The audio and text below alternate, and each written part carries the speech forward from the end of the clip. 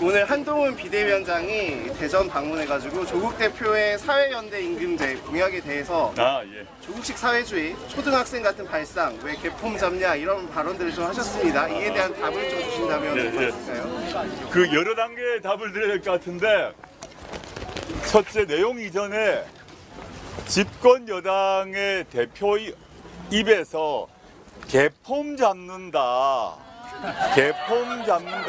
말이 무엇인지 잘 모르겠는데 좀 격에 안 맞는 것 같아, 이런 생각은 듭니다. 내용 이전에 다른 사람도 아니고 집권 여당의 대표면 그 언어 생활을 좀 순화해야 되지 않나 하는 생각을 하고요.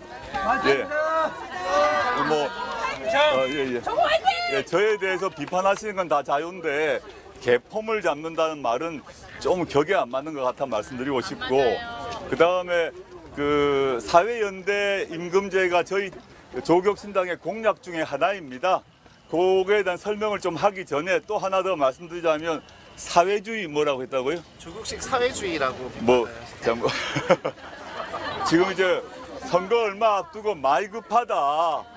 많이 급해서 이제 막 던진다. 막 던지다 보면 하나는 맞겠지 싶어서 지금 막 던지는 것 같은데, 지금 뭐 하나도 별로 맞지 않는 것 같습니다. 지금 현재 21세기 대한민국에 저보고 또는 조국혁신당 보고 사회주의니 빨갱이니 뭐 종북이니 이런 말을 우리나라의 현명한 대한민국 국민이 누가 믿겠습니까?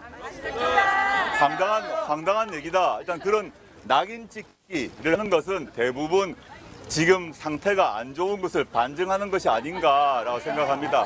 많이 급하다. 김경률 비대위원이, 그러니까 지금 선대위 부위원장이죠. 그러니까 이전에 그 아침에 이제 돌아가면서 하는 거기에서 이전에 이제 조국 전 장관의 가족 문제나 이거 이외에 코링크나 아니면 그런 뭐 펀드 관련된 이런 것이 다 해명이 안 됐다.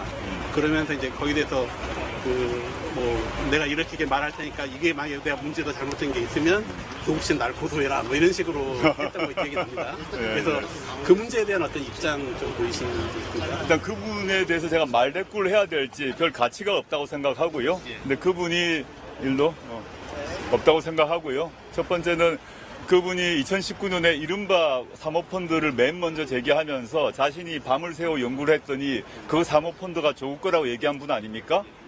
근데 그걸로 저는 기소되지도 않았고 당연 유죄 판결도 안 나지 않았습니까? 다 알다시피.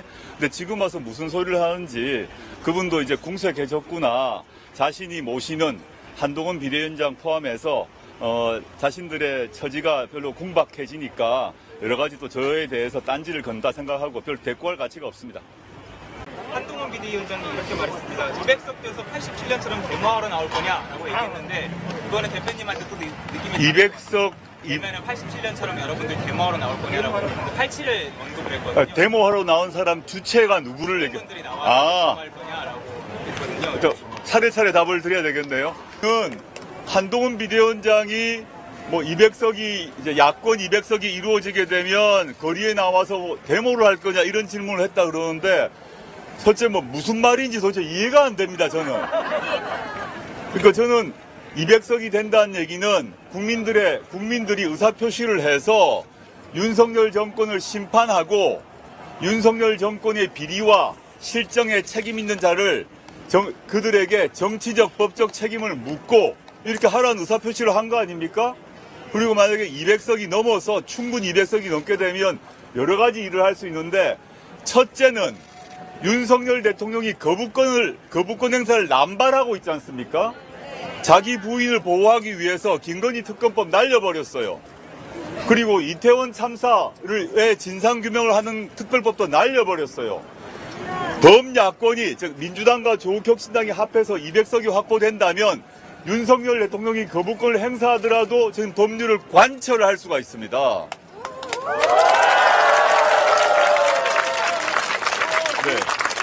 조국혁신당은 물론이고 민주당도 윤석열 대통령의 거부권 운영을 통제하겠다라는 얘기를 이미 공약을 한 만큼, 만약에 200석이 넘는다면 당연히 해야 되는 거죠.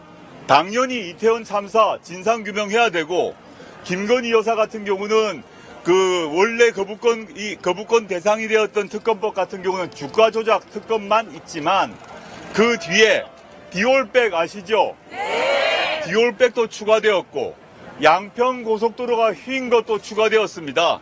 그까지 포함해서 종합특검법을 만들어야 되고 그렇게 해서 국민들이 그걸 원하는데 당연히 그 특검법 통과해서 특별검사 임명되고 지금까지 현재 검찰이 김건희 여사의 범죄 혐의에 대해서 소환도 안 하고 있죠. 어떠한 조사도 하지 않고 있습니다. 이게 바로 특권 계급입니다. 지금 제가 오다 보니까 오늘 김혜경 여사 같은 경우는 법인카드 7만 5천 원 썼다고 오늘 법정에 출석하셨더라고요. 그런데 검찰 조사에 따라 김건희 씨와 김건희 씨의 어머니, 즉 윤석열 대통령의 장모는 23억 원의 무려 23억 원의 수익을 얻었음이 확인되었는데 수사를 안 받고 있어요. 이게 특권 계급입니다. 대한민국 헌법에는 그런 특권 계급 없습니다. 저도 수사를 다 받았어요. 기소도 되었어요. 근데 오로지 수사도 기소도 안 받아서 유죄 판결을 면하고 있는 사람이 몇 명이 있죠. 누굽니까? 네. 이미 국민들은 다 알고 계신다고 생각하고요. 200석이 확보되면 그런 특권 계급의 우리나라 다른 모든 국민과 마찬가지로 법 앞에 평등 원칙에 따라 수사를 받아야 된다. 그래서 김건희 씨도 법정에 서셔야죠. 김포건 관련해가지고 기억나시겠습니다만은 한동훈 비대위원장이 차례차례 여러 가지 말을 합니다. 맨 처음에는 김포를 서울에 편입하겠다고 약속을 했습니다.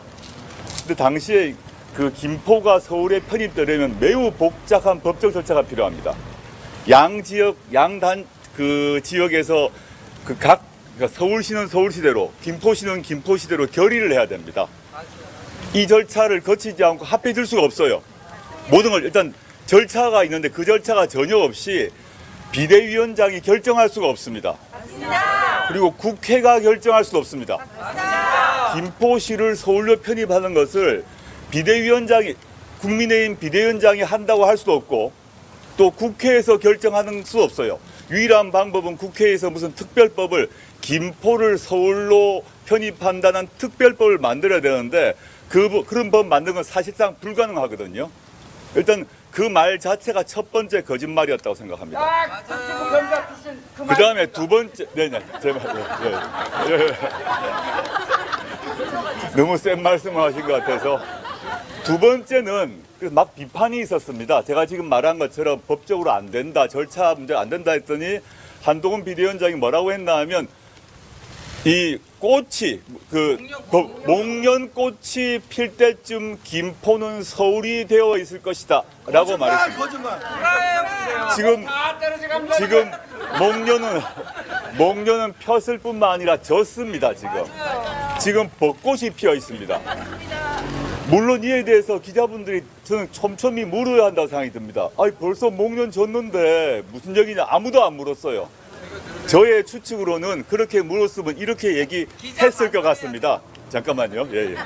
이렇게 얘기를 한동훈 비대위원장은 그분이 아주 말재주가 많으신 것 같습니다. 이렇게 말하셨을 것 같아요. 저는 2024년이라고 말한 적 없다고. 그렇게 빠져나갔을 것 같은데 묻지를 않으셨어요. 답을 안 하셨습니다. 그 다음에 가장 최근에 뭐라고 그랬나 하면 한동훈 비대위원장이 김포는 사실상 서울 아닙니까? 라고 했습니다. 세 단계입니다. 이게 저는 김포 시민과 서울 시민을 우롱한 발언이라고 생각하고 있습니다. 맞습니다! 저는 김포와 서울, 김포 시민이 갖고 있는 불편한 등이 있을 것이라고 생각하는데 그 문제는 다르게 풀어야 되는 것이지 김포를 서울로 편입한다? 법적으로도 사실상 매우 어렵고 사실상 실제 정책에 있어서도 매우 힘든 것들을 이런 식으로 말을 하는 것은 김포 시민에 대한 기망이라 생각하고요.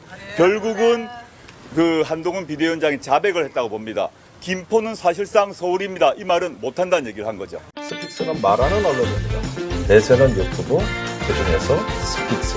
좋아요, 댓글, 구독, 알림 설정. 여러분이 저희를 사랑해 주시고 우리가 여러분을 사랑하는 4가지 방법입니다.